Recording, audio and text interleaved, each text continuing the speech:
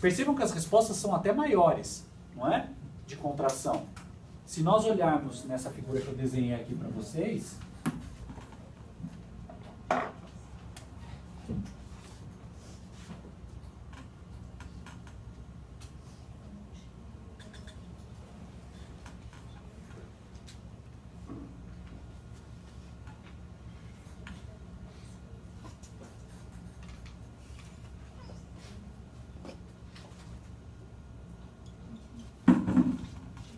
o que nós fizemos agora?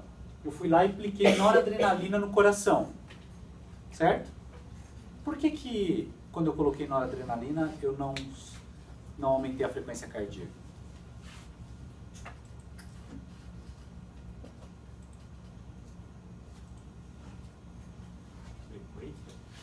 Ontem eu não mostrei que quando eu coloco noradrenalina a frequência cardíaca aumenta? Mas eu não tenho receptor para noradrenalina no coração? Tem, mas você precisa de um estímulo de PA, né? Marca-passo, ritmo. Não tem atividade elétrica no coração, certo? Lembra que a noradrenalina vai agir no nódo sinoatrial para modular a frequência de disparos? Então, por isso, quando eu coloco noradrenalina, nada acontece. Mas quando eu faço os estímulos de 2 volts, as respostas são maiores. Certo? Por quê? Maior força de contração. Será que eu poderia pensar também que a noradrenalina vai liberar mais cálcio ainda também? Não é? Porque para a noradrenalina aumentar a força de contração, aumentar força de contração significa eu ter mais cálcio ainda para a contração ser maior ainda. Não é? E é exatamente isso que acontece. Existe um mecanismo intracelular que a noradrenalina, agindo em receptores beta, libera mais cálcio ainda do retículo. Então, além do estímulo elétrico que vai liberar cálcio, eu já tenho cálcio sendo liberado pela ativação de receptores adrenérgicos no coração. Isso é um dos medicamentos utilizados para aumentar cálcio em pessoas que têm insuficiência cardíaca. Tá? O ano que vem vocês vão ver em farmacologia que existem muitos medicamentos que aumentam a disponibilização de cálcio no músculo cardíaco em pessoas que têm insuficiência cardíaca, tá? Para melhorar a eficiência de batimentos cardíacos, tá? Do coração. Então vejam, aqui à esquerda de vocês, depois quando vocês estiverem olhando os slides no computador, vocês vão ver que nós temos quem? A actina em azul, a miosina em vermelho aqui, com a cabeça da miosina que deve interagir com a actina. Só que o sítio está bloqueado pelo complexo troponina-tropomiosina, que seriam essas bolinhas laranjadas aqui. Tá? Quando o cálcio entra, ele modifica a estrutura da troponina, afasta a tropomiosina e permite a ligação da actina com a miosina, e aí ocorre o encurtamento do sítio. Mas aqui à direita, o que nós temos? Concentração de cálcio, certo? Em azul, e força de contração. Percebam que quanto maior a disponibilização de cálcio, então quanto maior a quantidade, a concentração de cálcio dentro do músculo cardíaco, maior vai ser a minha força de contração. Tá bom? Por isso o cálcio é essencial para a contração cardíaca. Tá? Por isso que para o músculo cardíaco a gente não tem somente o cálcio que vem do meio extracelular, mas a gente tem o cálcio liberando cálcio pelo retículo sarcoplasmático. Tá? Então vejam o mecanismo que eu já comentei com vocês. O potencial de ação, o cálcio entra através dos túbulos T, tem os canais de cálcio que permite com que esse cálcio entre no meio intracelular, o cálcio através dos canais de renodina libera mais cálcio do retículo, esse cálcio é importante para a interação entre as fibras de actina e miosina. Veja, ligação de catecolaminas. Catecolaminas são as adrenalinas e as noradrenalinas. Ligando-se em receptores adrenérgicos, nós temos uma cascata intracelular. Esse receptor é acoplado a um segundo mensageiro, certo? Que vai permitir o aumento de AMP cíclico dentro da célula. Não sei se vocês viram isso. Sim? Esse aumento do AMP cíclico vai sofrer toda uma fosforilação que vai abrir os canais de cálcio. Por isso eu tenho mais cálcio ainda quando eu tenho ativação de receptores adrenérgicos dentro da minha célula. Tá?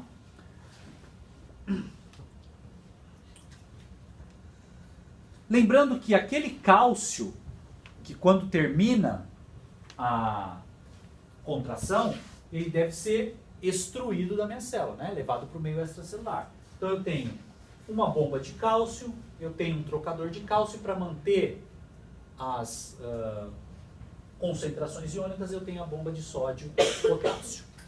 Existe um medicamento, um dos primeiros medicamentos utilizados para tratamento de insuficiência cardíaca e, consequentemente, aumentar a força de contração. Por que uma pessoa que tem insuficiência cardíaca tem?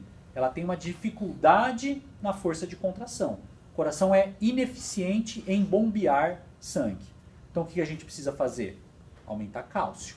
Um medicamento que vocês vão ver em farmacologia são os chamados glicosídeos cardíacos. E o que esse glicosídeo cardíaco faz? Bloqueia a bomba de sódio e potássio. Pô, mas bloquear a bomba de sódio e potássio, o que isso tem a ver com o acúmulo de cálcio dentro da minha célula? Bom, se eu bloquear a bomba de sódio e potássio, aquele cálcio que deve ser extruído através do trocador ou da transição sódio-cálcio vai se acumular dentro da minha célula, tá? Porque se eu bloquear a bomba de sódio e potássio, eu não vou mais pegar sódio e jogar para fora e colocar potássio para dentro. Vai acontecer uma inversão do trocador sódio-cálcio. Ele vai pegar o sódio, vai colocar para fora e vai manter o cálcio dentro da minha célula. Acumulando cálcio dentro da minha célula, eu vou melhorar a eficiência da minha contração muscular. Tá bom? Mas isso somente para ilustrar para vocês, aí isso fica a cargo da farmacologia o ano que vem. Bom, então isso aqui nós vimos, né? Potencial de ação. E veja agora aqui, apresentando pela primeira vez para vocês, a resposta mecânica, que é a contração. Então, meu célula ventricular está em repouso. Chegou uma atividade elétrica que fez com que a minha célula saísse do repouso. Abri canais de sódio sensíveis à voltagem, a célula despolarizou, houve uma tendência à repolarização, mas rapidamente esses canais de potássio foram inativados, abrimos canais de cálcio. Esse cálcio, que mantém o potencial despolarizado, é o disparador para eu ter a contração. Porque o cálcio entra dentro da célula, libera mais cálcio do retículo, esse excesso de cálcio vai interagir com a fibra de actina e miosina e eu tenho a contração.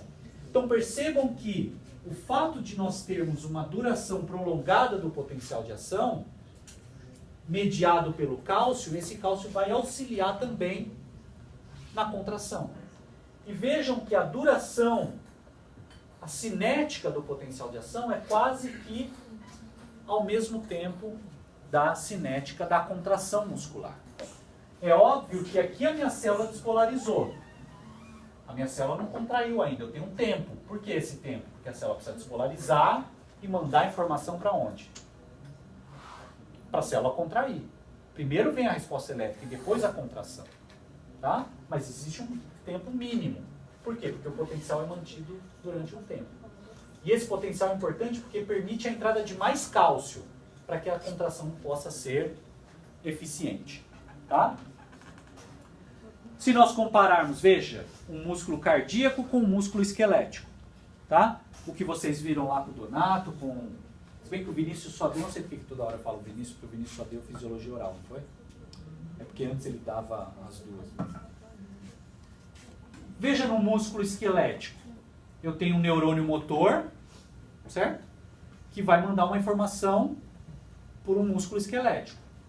Então, tem uma despolarização, repolarização e volta para o repouso.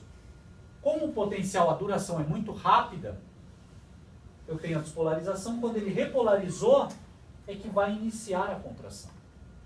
Só ao final da repolarização elétrica, que eu vou ter a resposta mecânica, que é um pouco mais tardia. Tá? E essas